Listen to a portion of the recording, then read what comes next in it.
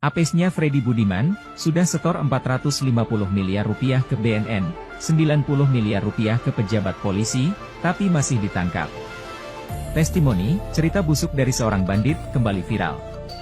Cerita itu berisi tentang percakapan antara terpidana mati kasus narkoba Freddy Budiman dengan Koordinator Komisi untuk Orang Hilang dan Korban Tindak Kekerasan, Kontras, Haris Azhar, beberapa tahun lalu.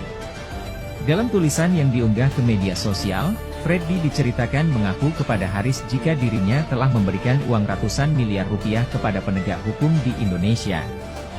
Duit digelontorkan untuk melancarkan bisnis haramnya di tanah air. Dalam hitungan saya selama beberapa tahun kerja menyelundupkan narkoba, saya sudah memberi uang 450 miliar rupiah ke BNN. Saya sudah kasih 90 miliar rupiah ke pejabat tertentu di Mabes Polri. Bahkan saya menggunakan fasilitas mobil TNI Bintang 2, kata Freddy yang ditulis Haris Azhar dalam laman Facebook Kontras. Haris mengaku tulisan itu dibuat olehnya. Testimoni Freddy didapat pada 2014. Kala itu, masa kampanye Pilpres, Haris diajak organisasi gereja yang bertugas melayani kerohaniaan Napi Lapas Nusa Kambangan, Cilacap, Jawa Tengah. Di momen itulah sang gembong narkoba mencurahkan isi hatinya kepada Haris Azhar. Pertemuan Freddy dengan Haris berlangsung menjelang siang, di sebuah ruangan yang diawasi Kepala Lapas Nusa Kambangan Liberty Sitinjak, 2 pelayan gereja, dan John Kay. Freddy Budiman bercerita hampir 2 jam, tentang apa yang dialami dan kejahatan apa yang dilakukan.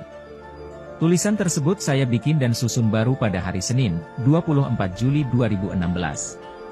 Tulisan saya susun berdasarkan informasi yang saya dapat di tahun 2014, ujar Haris Azhar di kantor Kontras, Jakarta, 29 Juli 2016 lalu. Banyak hal yang diungkapkan Freddy Budiman. Di antaranya dalam tulisan Haris Azhar itu, menurut Freddy, para polisi menunjukkan sikap main di berbagai kaki. Ketika saya bawa itu barang, saya ditangkap. Ketika saya ditangkap, barang saya disita. Tapi dari informan saya, bahan dari sitaan itu juga dijual bebas. Saya jadi dipertanyakan oleh bos saya, yang di Cina. Katanya udah deal sama polisi, tapi kenapa lo ditangkap? Udah gitu kalau ditangkap kenapa barangnya beredar? Ini yang main polisi atau lo? Menurut Freddy, saya tahu pak, setiap pabrik yang bikin narkoba, punya ciri masing-masing, mulai bentuk, warna, rasa. Jadi kalau barang saya dijual, saya tahu, dan itu temukan oleh jaringan saya di lapangan. Si Freddy melanjutkan lagi, dan kenapa hanya saya yang dibongkar? Kemana orang-orang itu?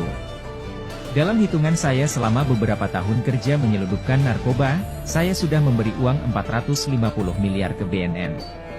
Saya sudah kasih 90 miliar ke pejabat tertentu di Mabes Polri. Bahkan saya menggunakan fasilitas mobil TNI Bintang 2, di mana si Jenderal duduk di samping saya ketika saya menyetir mobil tersebut dari Medan sampai Jakarta dengan kondisi di bagian belakang penuh barang narkoba. Perjalanan saya aman tanpa gangguan apapun. Saya prihatin dengan pejabat yang seperti ini. Ketika saya ditangkap, saya diminta untuk mengaku dan menceritakan di mana dan siapa bandarnya. Saya bilang, investor saya anak salah satu pejabat tinggi di Korea. Saya kurang paham, korut apa korsel, saya siap nunjukin di mana pabriknya, dan saya pun berangkat dengan petugas BNN, tidak jelas 1 atau 2 orang. Kami pergi ke Cina sampai ke depan pabriknya. Lalu saya bilang kepada petugas BNN, mau ngapain lagi sekarang? Dan akhirnya mereka tidak tahu, sehingga kami pun kembali. Isi testimoni bandar gembong narkoba itu menyengat institusi hukum, yaitu Polri, TNI, dan BNN. Terlebih, curahan hatinya diunggah Haris Azhar ke media sosial setelah Freddy Budiman dieksekusi mati di Pulau Nusa Kambangan, Cilacap, Jawa Tengah, Jumat 29 Juli 2016 dini hari. Atas hal itu, Haris Azhar dilaporkan ke Badan Reserse Kriminal Polri, 3 Agustus 2016, atas pencemaran nama baik dan penyebaran informasi elektronik, ITE. Laporan dilayangkan setelah Divisi Hukum BNN, TNI, dan Polri menggelar pertemuan membahas testimoni Freddy Budiman, Selasa 2 Agustus 2016.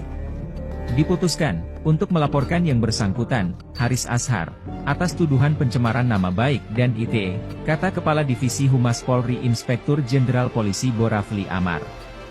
Dia dilaporkan terkait testimoni terpidana mati Freddy Budiman yang menyinggung institusi Polri, BNN dan TNI.